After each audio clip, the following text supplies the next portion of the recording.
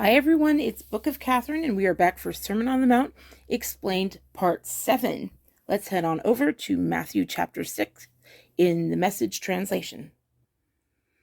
Alright, here we are, Bible Gateway, Matthew 6 in the Message translation, and we are down at verse 25. That's what these little numbers are here on the side. That's what they mean by verses. So like this one would be verse 24. You can't worship two gods at once. So you'll notice that the Roman documents, when they have things like Pliny, they do the same thing. When they talk about Caesar, they have theirs in chapter and verses the same way. Another indication of their Jewish descent. So here we go. 25, quote, this is Jesus talking, quote, if you decide for God, he just told us, by the way, you can't worship God and money both. So we're continuing on from there. He goes into it further. Quote, if you decide for God, living a life of God worship, it follows that you don't fuss about what's on the table at mealtimes or whether the clothes in your closet are in fashion. There is far more to your life than the food you put in your stomach, more to your outer appearance than the clothes you hang on your body. Look at the birds, free and unfettered, not tied down to a job description, careless in the care of God. And you count far more to him than birds. In many ways, that's self-explanatory. I don't think you need me to explain that to you. But I do want to mention that, first of all, we're at the end of time, so it makes sense that we, more than any time in history, care about what clothes are in our closet, and we care about what jobs that we have. Everything in society tells us to focus on career. And then when we do that, we end up becoming miserable. So he's saying that you matter more than your job description. And he says, be careless in the care of your God. So to outside society, you will not look necessarily like a responsible person. They'll think that you're being rash or that you're not planning out your future. But when the Lord is taking care of you, every day is an adventure. I have a hard time remembering things now. Every single day that happens is such an adventure. So many things happen because I've just stopped caring about what's going to happen 5 years in the future. I hate that question in job things when they say, where do you see yourself in 5 years? It immediately weeds out anyone who is actually following the Lord. If they say, well, I'm just taking it day by day, and that disqualifies you for the job. It's a horrible question that has only come about in these end times. So, but he says, look at the birds, free and unfettered, not tied down by a job description, careless in the care of God. You count him far more than birds. That again goes to this idea of, well, are we going to be at church every single Sunday? Is that what he's looking for? And also what food we eat. I mean, I love food. I think that it's amazing. I have enjoyed, he has taken me to beautiful restaurants, and he has taken me on adventures where I've been able to taste beautiful, beautiful food. For example, that's what he did with my husband and I when he took us around the United States. Some of the stops that he took us on were these tremendous meals that we didn't know about, tremendous corners, but sometimes we didn't. Sometimes we were eating just granola. Sometimes we're eating the basis that, like, sometimes we're eating just spaghetti with nothing else, just boiled spaghetti, and that's it. And we didn't really notice. We didn't care. Sometimes we had these amazing meals. Sometimes we didn't. We were so distracted with this adventure we were on with the Father. And that's what he's saying. You count him far more than birds, and birds live this amazing life. And that's the exact opposite of what any of us are asked to do today. But it's such an adventure. You matter so much to the Lord. And he's saying you are more than you're more than the clothes in your closet. You're so much more. Whatever beauty you think there is in fashion, whatever beauty you think there is in food, you are so much more than that. And you'll never find that out until you follow him. You'll never find out what you're made to be. I certainly didn't know any of the things that I could do. He's revealed so much. I thought all of school and education told me I was this one thing, and it was totally different. I don't know, I keep discovering things about myself because he has me do different things. I've seen him do the same thing with my friends. They think that there's one girl who I based Claire upon. She was an actress, and she ended up being incredible in the Prophet Journal. She ended up being this incredible, like, revolutionary scientist. It's just brilliant. And would she have ever done that? Was her parents ever put her in that direction? No, but the Lord knows who you are. He's your Father. And it's just incredible when you're walking with him every day. Anyway, quote, has anyone by fussing in front of the mirror ever gotten taller by so much as an inch? All this time and money wasted on fashion.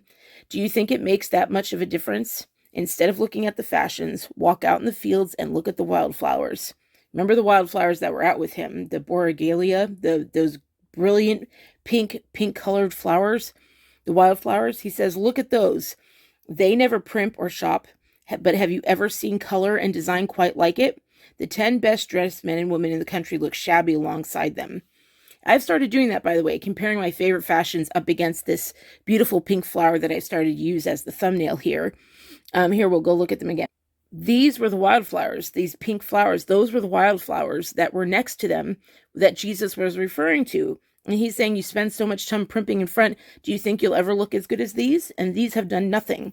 That's what he's saying. He's like, you don't need to do all that. You're already beautiful as you are. And in the end, that's why they have to advertise for it. We're pretty phenomenal as we are. And we'll never see that as long as we think we're lacking. That's why we do all this fashion, because somebody has told us that we're lacking. And he's saying that the act of us doing it is an act of, in a way, self-hate and self-loathing when we put all of our attention and think we are these objects, right? That's the trick of them, is that they have to put out advertisements saying, oh, you need this stuff, because without any of those advertisements, we wouldn't do it. And it's also an indictment of how much we've become like ancient Jerusalem, the fact that all of us can relate to these verses today.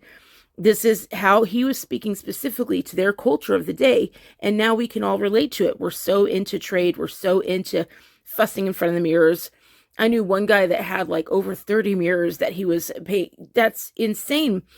That's why so much narcissism out there. Before, when narcissism wasn't like the word of the day, you called someone a narcissist if they were always looking in the mirror. Now we always look in the mirror. We wake up and we go and look in the mirror. And societies without mirrors are much happier, from what they've done the studies on. Anyway, so verse 30. If God gives such attention to the appearance of wildflowers, most of which are never even seen, don't you think he'll attend to you, take pride in you, do his best for you? What I'm trying to do here is get you to relax, to be not so preoccupied with getting, so you can respond to God's giving. That's something to tape on the wall. Think about how much we see. We see 10,000 images a day. What is the message that all of those images have? They all say, be preoccupied with getting.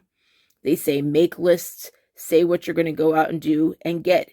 And instead, he's saying, take a load off and let the Lord give to you.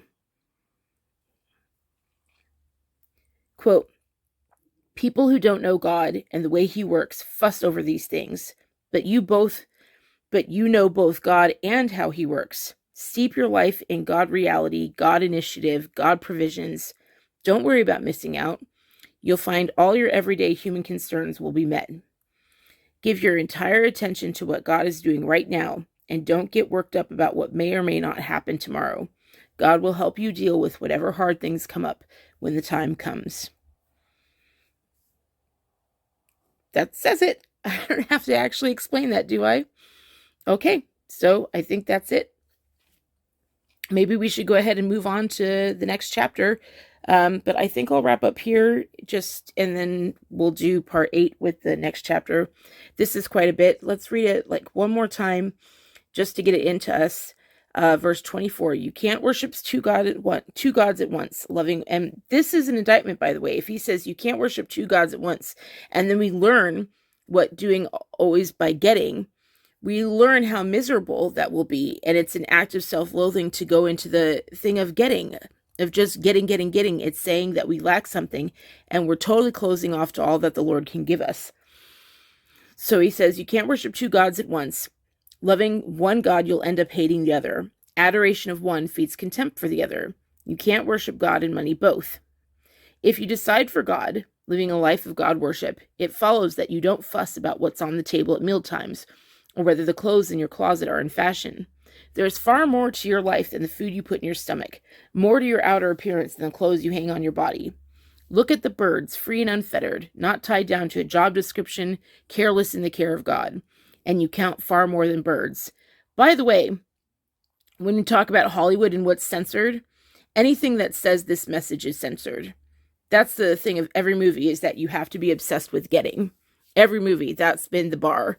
That's why the movies were so hard to get made and put through, is that we kept running up against this. They wanted us to make the focus on getting, and instead of sitting back and letting the Lord care for us. Those stories are everywhere. They're great, huge stories, but those are the hardest to get out. If you decide for God, living a life of God worship, it follows that you don't fuss about what's on the table at mealtimes, or whether the clothes in your closet are in fashion. There's far more to your life than the food you put in your stomach, more to your outer appearance than the clothes you hang on your body. Look at the birds, free and unfettered, not tied down to a job description, careless in the care of God, and you count far more to him than birds. Has anyone, by fussing in front of the mirror, ever gotten taller by so much as an inch? All this time and money wasted on fashion. Do you think it makes that much of a difference? Instead of looking at the fashions, walk out into the fields and look at the wildflowers. They never primp or shop, but have you ever seen color and design quite like it?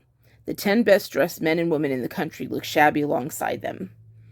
If God gives such attention to the appearance of wildflowers, most of which are never even seen, don't you think he'll attend to you, take pride in you, do his best for you? What I'm trying to do here is get you to relax, to not be so preoccupied with getting, so you can respond to God's giving. People who don't know God and the way he works fuss over these things, but you both know God and how he works. He's referring to all the things that the Lord did, all the plagues that he set to free slaves. He's like, you know how he works, and you know how much he loves, and you know how much he's willing to sacrifice for you. He says, people who don't know God and the way he works fuss over these things, but you both know God and how he works. Steep your life in God reality, God initiative, God provisions. Don't worry about missing out. You'll find all of your everyday human concerns will be met. Perfect example of this is like the house that I have. I need this house. He's provided this house, and I understand that now, that he's provided this house because of how sick I am and the illness that was coming. And that's why I have this home.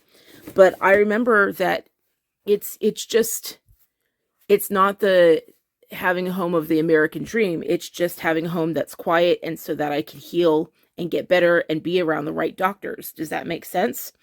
So if I miss the road terribly, I'm the happiest when I'm on the road traveling and letting the Lord guide me. That is so much better. I don't hear the voices.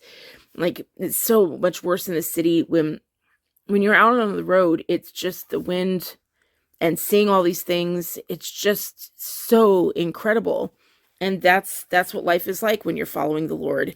It's so much better than sitting in a cubicle, which is why we don't like sitting in cubicles, unless it's something the Lord designed you to do. Like, my husband does cubicle work, and he loves it. He comes home so happy. I remember when we moved here and took this big risk to do this job and take care of me. I'd never seen him so happy when he came home. He's doing what he absolutely loves. The Lord had this incredible job for him, and we went where he told us to go, and the Lord knew my husband and us better. He took care of all of our needs. This is the first job we took. It's the second job we took where we had the Lord involved in every aspect of it. And there's all these things that the Lord was taking care of that we didn't even know we needed yet. You know what I mean? Like, the best clinic in the world for my functional neurological disorder, the best clinic in the world is here. Like, I moved closest to it. So and did we know that? Did we even know what I was supposed to be diagnosed with? No. And so anyway, it's really comes up against humanism versus the Lord of really.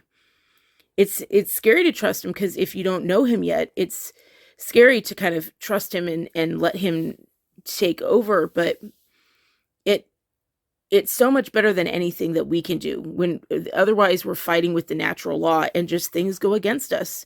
Things go against us. It's not like the movies where the movies say, oh, things will go for you. Like the movies that there's always these gambling movies come out where everyone makes out big. No, that's not how it actually goes. Gambling usually leads down this really, really dark hole. That's why theft is up so high. Most thefts are due to people needing to pay off their gambling debts. It's incredible. Anyway, continuing on, quote 34, give your entire attention to what God is doing right now, and don't get worked up about what may or may not happen tomorrow. God will help you deal with whatever hard things come up when the time comes. And he's absolutely right about that. You never know what's coming, and he'll help you in those moments. I look back on the things that the Lord asked us to do that we didn't understand, and then COVID hit, and we were ready for it, and we couldn't see COVID coming. So why would we? How many people in 2019 were like on that track of getting this and on their 5-year track, and then COVID hits and you realize, nah, I don't actually know what's coming. All this work that I've done to plan, and what did it do for me, right?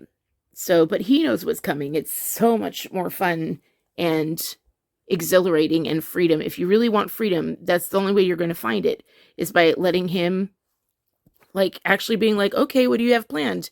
Like letting him father us. And then everything changes. It's fantastic. Okay, I'll see you on the next part, and we'll move on to Matthew chapter 7. And then that's the last chapter in the Sermon on the Mount. Love you guys so much. Bye.